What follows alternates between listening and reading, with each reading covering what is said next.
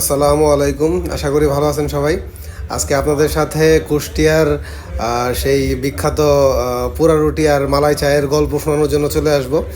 আমি বেসিক্যালি কুষ্টিয়াতে ঘুরতে গিয়েছিলাম। তো ঘোরার থেকে আসার সময়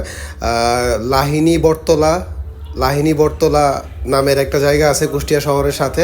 এটা কুষ্টিয়া সদর হসপিটালের সাথে। তো সেইখানে আমরা কলিগরা সহ গিয়েছিলাম আর কি, পোড়া রুটি আর চা খাওয়ার জন্য। তো দেখতে পাচ্ছেন এই স্টলটার নাম হলো গিয়া আরিফ মামার স্টল আর কি। তো আরিফ মামা এখানে প্রায় 20 থেকে 25 বছর যাবত উনি এখানে চা আর পোড়া রুটি বিক্রি করতেছেন। এখানে আসলে অনেকগুলো দোকান আপনারা পেয়ে যাবেন যেখানে আপনার পোড়া রুটি আর চা বিক্রি করা হয়, বাট আরিফ মামাটা বেস্ট। মানে এখানে আমরা কয়েকজন লোকাল মানুষজনকে জিজ্ঞাসা করেছিলাম যে এখানে বেস্ট পোড়া রুটি আর চা কোথায় পাওয়া যাবে। তো সবাই রিকমেন্ড করেছিল এখানে। তো 40 টাকা করে পার কাপ চায়ের দাম ছিল অ্যান্ড 10 টাকা করে রুটির দাম ছিল। বেসিক্যালি আমরা একজন 1 কাপ করে চা অ্যান্ড 2টা করে রুটি খেয়েছিলাম। দেখতেই পাচ্ছেন মানে চায়ের থিকনেসটা কতটুকু, মাশাল্লাহ, আলহামদুলিল্লাহ।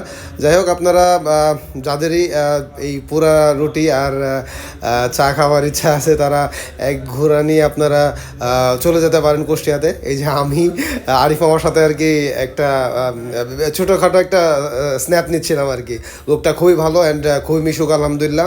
অ্যান্ড যাই হোক, তার চায়ের টেস্টটাও অনেক জোস ছিল আর কি। যাই হোক, আপনারা সময় পেলে গিয়ে ঘুরে আসবেন, খেয়ে আসবেন। আসসালামু আলাইকুম।